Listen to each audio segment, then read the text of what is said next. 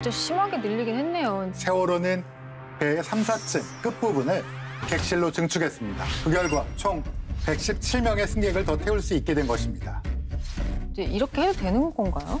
무게중심이 올라가다 보니까 분명히 문제가 생길 수밖에 없고요. 보건력 확보를 위해서 그만큼 화물을 덜 싣겠다고 했지만 결과적으로 보면 3,963톤을 실었습니다. 이는 허가한 것보다 173톤이 초과된 것이고요. 게다가 당시 해경은 문제를 인식하지 못하고 그대로 심사를 통과시키는 어이없는 일이 벌어진 거죠. 그 정도로 행정이 부실했다니까 너무 화가 나요, 진짜. 네. 이게 2023년도 1월 9일 날 이제 그 서울 고등법원에서 항소심 갔습니다. 2심이니까요. 여기에 따르면요. 세월호 참사 자체가 구조 변경, 그다음에 과적, 그렇죠. 그리고 평형수 부족.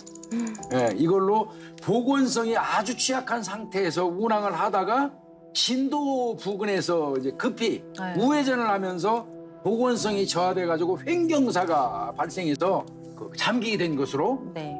이렇게 이제 밝혀졌는데 결국 뭐 경영진의 불법적인 운영 형태가 이런 대형 참사의 큰 원인이 됐다는 거 뭐 알 수 있겠죠. 네. 그러니까 청해진 해운의 조직도에 아무리 유병원의 이름이 등재가 되어 있고 뭐 월급도 받아갔다고 해도 실제로 이런 구조 변경이나 안전과 직결되는 문제들을 정말로 유병원 회장이 결정을 했을까? 관여를 했을까가 좀 아직 풀리지 않았거든요. 그게 이제 문제인 거죠. 사실은 그런 부분을 확인하려고 검찰이 불렀던 건데요. 네. 그 당시에 검찰은 뭐라고 얘기했냐면 청해진 해운의 선박 그 운영 계획 같은 거를 보면 실질적으로 이게 모든 거를 좌우하는 게 유병헌 회장이라고 봤고요. 네. 그다음에 대표이사라든지 상무이사는 해운업 지식이 전혀 없는 사람들이에요. 네. 그러다 보니까 실질적인 의사 결정 권한도 없었고요. 정확하게 이제 원인을 조사하기 위해서는 검찰 조사에 응했어야 되는데 응하지 않았기 때문에 이제 네. 이게 더 문제가 된 거예요. 맞아. 저도 그때 막 뉴스에서 본 것 같아요. 네. 네. 검찰, 경찰에서 막 다 잡으러 다닌다 그러고. 네. 아마 다들 기억하실 것 같아요. 네. 2014년 6월 유 회장의 검거를 위해서 동원된 경찰 병력만 네. 연 140만 명이 넘었습니다.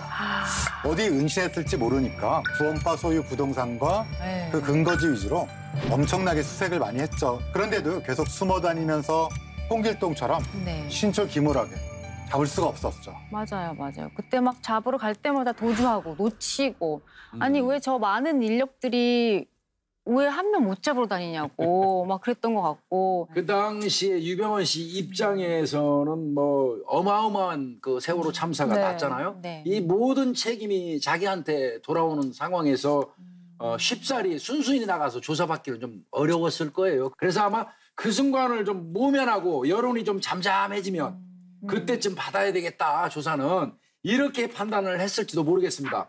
그래서 이제 아마 도주를 정말 이제 심하게 한 걸로 이렇게 추정이 됩니다. 아니 그렇다면 더 이해가 안 가요.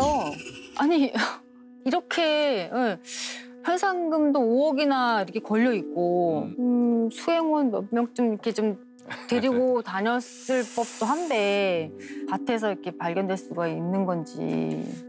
바로 그 부분 때문에 많이들 의심을 하고 지금도 네. 의심하고 계신 분들 맞아요. 있어요. 카더라도 맞아요. 엄청 지금도 많잖아요. 있어요, 지금도. 요즘도 저한테 제보 오는 분들도 있어요. 뭐라고? 봤다고? 네, 봤다고. 아, 요즘에도요? 좀 만나자고 저하고. 제보할 게 있다고? 예, 제보. 아니 저는 유성호 교수님이 특히 많이 들으셨을 것 같아요. 이게 직접 검안하러 가셨으니까 네, 저는 맞냐고. 시신을 받고 네. 그렇으니까 많은 분들이 물어보세요. 그리고 어떤 교수님은 조용히 이제 식사하다가 나한테만 물어봐요. 살짝 얘기해달라고. 그럴 수 있을 것 안 같아요. 죽었지? 뭐 이렇게 얘기하시는 분도 네. 계셨었어요. 사람들이 이렇게 의심을 할 수밖에 없었던 이유가 너무 시신이 부패 정도가 심했기 때문이에요. 도주를 한 지 얼마나 됐다고 그렇게 뼈가 다 노출될 정도로 심하게 부패될 수 있을까? 예, 맞습니다. 뭐 그래서 그런 것이 사실인지 여부를 따져보기 위해서 먼저 우리가 확인해야 될 게 있죠. 그게 바로 마지막으로 유병헌 씨가 은신했던 별장에서 언제 나갔느냐.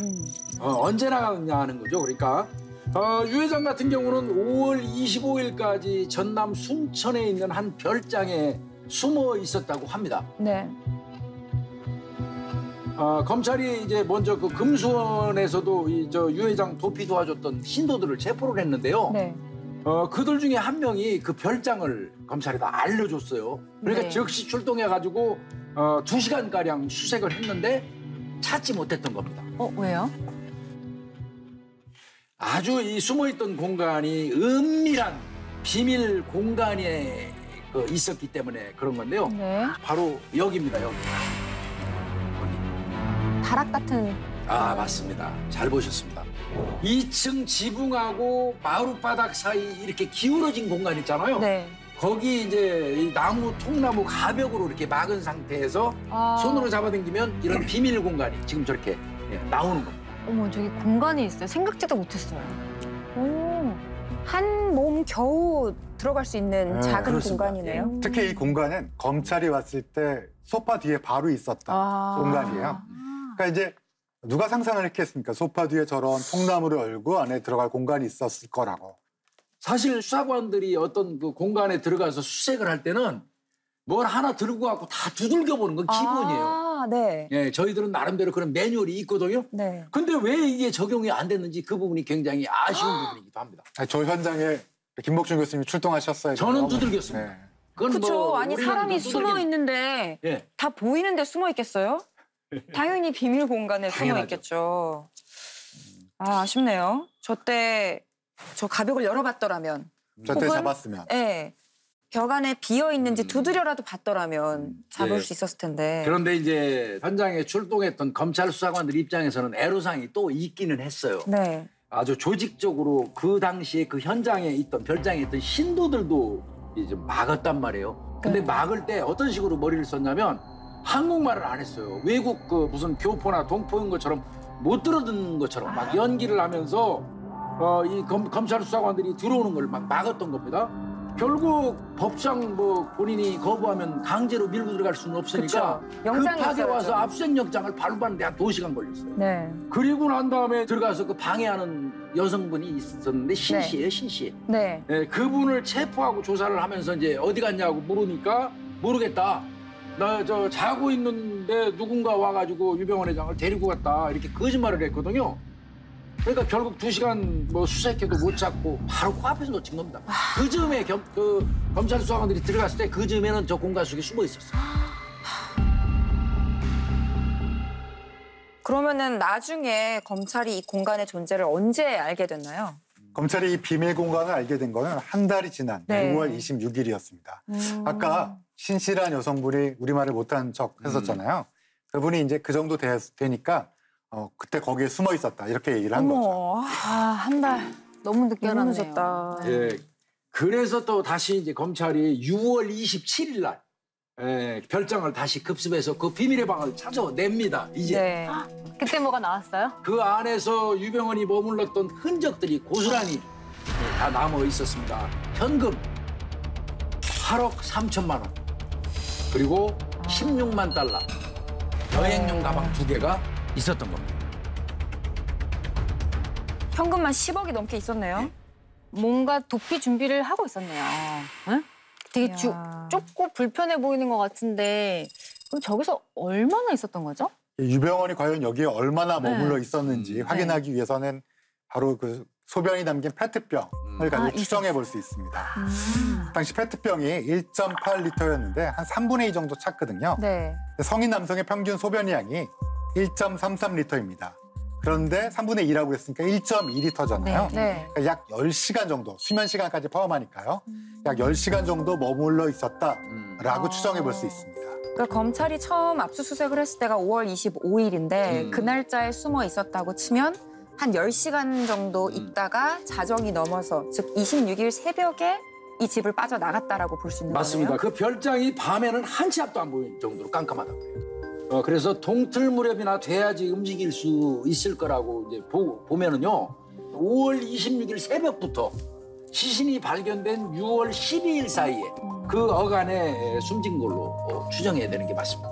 근데 그러면 언제 죽었는지 언제 사망 시점을 파악하는 것이 이 사람이 정말 유병헌인지 확인하는 게 중요한 건가요? 중요합니다. 왜냐하면 시신이 발견된 사건에서 자연사인지 아니면 살인인지 뭐 이런 것들도 수사가 그것을 기반으로 진행되기 때문에 사망 시간을 추정하는 것은 수사의 가장 기본이 되는 방향입니다.